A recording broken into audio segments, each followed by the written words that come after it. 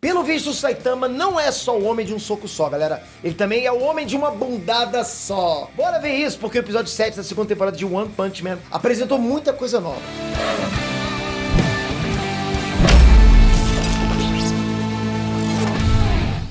Ei, Nerd Trunks, Peter aqui. Antes da análise do 7º episódio, eu gostaria de convidar vocês a conhecerem o nosso clube de membros do Nerdspace, onde vocês podem conversar diretamente comigo pelo Discord e vocês vão acompanhar conteúdo exclusivo para membros, como, né, o nosso quadro Batalha Mortal. Capitã Marvel vs Superman, por exemplo, Sentinela vs Dr. Manhattan. Sim, galera, tem essas duas batalhas lá no canal, tá chegando muito mais coisa lá. Então, clica no botão Seja Membro que você vai curtir muito. Obrigado, vamos lá. O episódio 7 começa com o Batman, né? Não sei se você viu, mas tava lá. Eu sou o Batman. Brincadeira, galera, é o seguinte, ó. Na verdade, é só aquele discípulo do Silver Fang que chegou até as oitavas de final do torneio das artes marciais e que tava prestes a enfrentar, adivinha quem? Saitama. Imagina alguém pra enfrentar o Saitama. E a luta terminou, adivinha como? Sim, com o único soco do Saitama. O Saitama continua derrubando todo mundo pra fora da arena com um só soco. E isso claramente desperta o interesse do Suiryu, que é o melhor lutador dali. E que, por sinal, também tá finalizando todo mundo com um único golpe. Olha isso, rapaz, dois caras com um único golpe. Longe dali, o Garou, né, que tava apagado no último episódio, começa a mirar outro herói classe S. O Homem Cão de Guarda. Só que o ataque dele é interrompido por um monstro gigante e o Garou não volta mais a aparecer no episódio inteiro.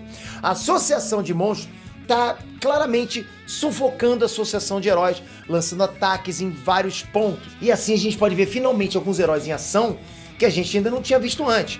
O primeiro deles é o Pequeno Imperador, que se mostrou até uma criança extremamente inteligente e que utiliza equipamentos robóticos, né, drones também, para combater os monstros. No caso, ele estava até usando um robô para enfrentar uma medusa gigante com o objetivo de ganhar tempo, porque ele estava produzindo um antídoto pro veneno desse monstro, né, que é sagaz. Mas quando ele é descoberto, ele se vê em grande apuros, porque ele não tava com a mochila dele, que é por onde ele controla o equipamento de batalha. Só que ele é salvo por outro herói classe S, o Rei Pig. Tanto o Pequeno Imperador quanto o Rei Pig estavam lá naquela reunião da Associação de Heróis que antecedeu, né, o ataque da nave do Boros, mas nenhum dos dois teve participação no combate. E o Rei Pig mostrou que é um herói, casca grossa, bem duro de se lidar, porque além dele ter se mostrado imune ao veneno daquela medusa lá, ele devorou ela como um espaguete, cara. Isso é casca grossa demais, rapaz, que é isso? Eu acho que a camada de gordura dele é tão grossa, né, que os dentes nem chegaram a perfurar ele. Mas realmente o mais surpreendente é o fato dele combater os monstros simplesmente comendo eles, né, literalmente. Parece até o Kirby.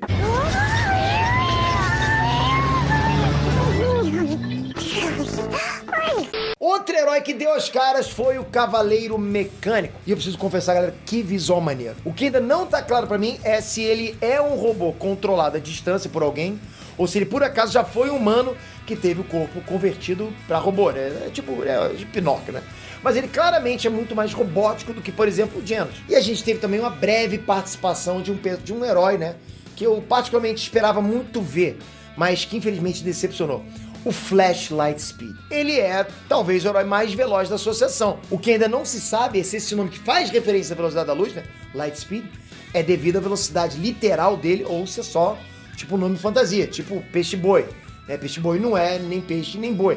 Então não é porque o nome dele faz referência à velocidade da luz que ele obrigatoriamente tem essa velocidade. Mas infelizmente eu tenho que dizer que a participação dele no combate foi meio decepcionante. Porque assim, ele chegou todo cheio de marra, colocando moral num grupo de heróis classe A. E a única coisa que ele fez foi provocar ferimentos superficiais lá no monstro Lula gigante e deixar ele mais irritado ainda. O que se espera de alguém que chega cheio de marra é que bote o pau na mesa e mostre quem manda lá nessa zona toda. Mas não, ele só conseguiu irritar o monstro e os heróis classe A que ele provocou. Só que, mais uma vez, quem chega pra salvar o dia foi Tornado, que matou esse Lula molusco gigante aí, cara, ridículo, fácil, espremendo ele igual um limão. E aí sim, ela chegou, né, botou o pau na mesa e mostrou pra que veio. Mas eu acho que uma coisa que ficou clara sobre o Flash é que aparentemente ele é um assassino de aluguel, assim como o Sonic Velocidade do Som. Eu digo isso porque ele falou pra Tornado algo como ousa roubar a vítima de alguém, que bate muito bem com o discurso de alguém que ganha vida cometendo assassinato, tipo mercenário, contratado pra matar. E o fato do Flash e o Sonic usarem roupas muito parecidas e terem estilo de combate baseado em velocidade pode indicar até uma relação entre eles. Depende, quem sabe fazer parte do mesmo time, não sei, vai ver isso mais pra frente. Uma coisa que eu gostei muito, galera, foi do visual de um herói classe A, que tem uma cicatriz no rosto e uma machine gun no braço. Esse tipo de visual cyberpunk ainda não tinha aparecido em One Punch Man. Pena que não apareceu o nome dele. E outro cara importante que a gente viu em ação foi o Amai Mask, que teve o show dele interrompido e por isso ele massacrou os monstros que atacaram ele. Lembrando que o Amai Mask só é rank 1 classe A, exatamente para servir de porteiro para classe S, e assim evitar que os heróis não classificados entrem na classe S. Então sim, na prática, o Amai Mask tá no nível de um classe S, e aparentemente o poder dele é provocar cortes afiados com as mãos, coisa que ele já tinha mostrado na primeira temporada, quando ele decapitou lá aqueles alienígenas sobreviventes da nave do Boros. Mas uma coisa me deixou um pouco assim frustrado, vendo todos esses heróis em ação. Vamos lá. Por que nem metade deles lutou diretamente contra a invasão do Boros? O Flashlight Speed, o Cavaleiro Mecânico e o Repeat, eles não ajudariam bastante na luta contra aquele alien lá que se regenerava?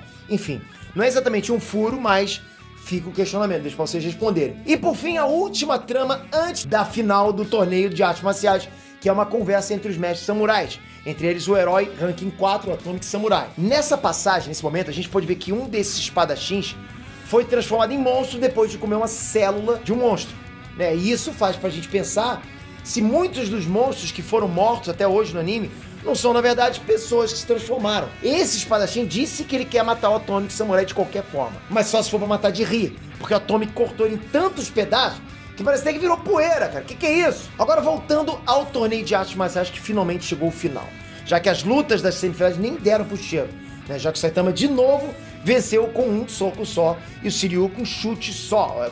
Cara, tá assim, tá desse jeito. E assim, galera, tem que admitir que por um breve momento eu tive a impressão de que o Saitama tava tendo sérios problemas, porque ele tava mais preocupado em segurar a peruca no lugar, né? Talvez o Saitama devesse usar até aquela cola grudenta, né, que o Genos usou pra matar o Baratão, mas no caso pra segurar a peruca. Assim, dá pra funcionar isso. Não que eu tenha, mas funciona. Não, eu não tenho, tá? Tá bom. Durante a luta, a gente pôde ter uma noção do poder bruto do Shiryu. Não pelo dano que ele causou ao Saitama, que foi nenhum, mas sim pelo que ele causou no cenário. Quando ele começou a levar a luta mais a sério, galera, ele simplesmente partiu a arena no meio. Então, cara, isso é muito poder. E com um pisão, ele levantou metade dessa arena, confirmando que ele realmente deve ser mais forte do que o Rei do Mar Profundo. Só que ele começa a questionar mais uma vez os heróis, dizendo que eles são arrogantes e que fazem o que fazem por status e não porque acreditam nisso. Blá, blá, blá. Ele acaba dizendo que herói é só um título idiota e que esse excesso de ética heróica só atrapalha a boa e verdadeira diversão de uma luta. Onde você já viu isso mesmo, hein? Goku. Saitama então revela que ele entrou pro torneio não só pelo dinheiro, mas também para experimentar as artes marciais, entender o que isso tem de tão especial. Só que o Shiryu faz uma proposta ao Saitama. Ele vai dar pro Saitama a experiência que o Saitama quer com artes marciais. Em troca, ele quer uma boa luta divertida pra ele. Ele de fato não sabe o que tá pedindo, mas claro, ele não sabe que é o Saitama. Por isso que eu amo esse anime, cara, é bom demais. Só que ocorre um pequeno problema. Quando o Saitama dá o primeiro soco de verdade, o deslocamento do vento é tão forte que gasta a camisa do Shiryu e a peruca dele acaba caindo. E isso desclassifica ele, dando fim ao torneio. Só que o público pede pra eles continuarem lutando, porque todo mundo quer saber quem vai vencer. E pouco importa as regras do torneio. O Shiryu então fica muito determinado e começa a lançar uma onda, tipo uma onda ininterrupta de golpes em cima do Saitama, que nem arranha a careca dele. Até que ele pergunta se ele finalmente aprendeu algo sobre artes marciais. E o Saitama simplesmente responde que arte marcial nada mais é do que dar golpes com estilo. E querendo ou não, isso foi bem verdade, né? Já que o Saitama finalizou a luta com um golpe completamente sem estilo, que foi um golpe aí com nada menos que a bunda dele. Duas coisas interessantes a discutir sobre essa cena final aí, galera. Primeiro é que o Shiryu foi o primeiro cara a tomar um golpe do Saitama sem tomar nenhum dano aparente. Porque se vocês notarem, todos os outros caras que tomaram golpes do Saitama ou morreram ou ficaram estendidos no chão, enquanto o Shiryu ficou aparentemente de boa, só decepcionado com a derrota. E outra coisa foi esse desprezo do Saitama pelas artes marciais, que mostra que o domínio de técnicas de luta faz sim diferença em combate, mas tem um limite muito claro, que é quando a diferença de poder bruto é muito grande. Por exemplo, é claro, se o Bruce Lee lutar contra uma pessoa aleatória, ele vai vencer, mas isso só é até o momento em que essa pessoa aleatória começar a pilotar um tanque de guerra. Daí, porra, o que o Bruce Lee vai fazer? Arte marcial? Não dá. O Bruce Lee vai explodir em pedaços. E é exatamente isso que aconteceu nessa luta. Nerds, curtiram o vídeo? Querem mais análises semanais da segunda temporada de One Punch Man? Então deixa um like, quero muito saber o feedback de vocês, comenta, diga o que vocês estão achando aí, estão curtindo o anime? Preciso muito desse feedback positivo, quanto mais positivo, pra mim melhor, mais pra eu saber que essas análises de One Punch Man e animes em geral sempre funcionam aqui no canal. Obrigado de coração. Não se esquece, se inscreve no canal e clica no sininho pra você saber o próximo vídeo de anime quando vai chegar no canal. Com o sininho, a notificação vai chegar pra você. E aí você assiste se você quiser. Por isso, o sininho é muito importante. Abraço, galera. Fui!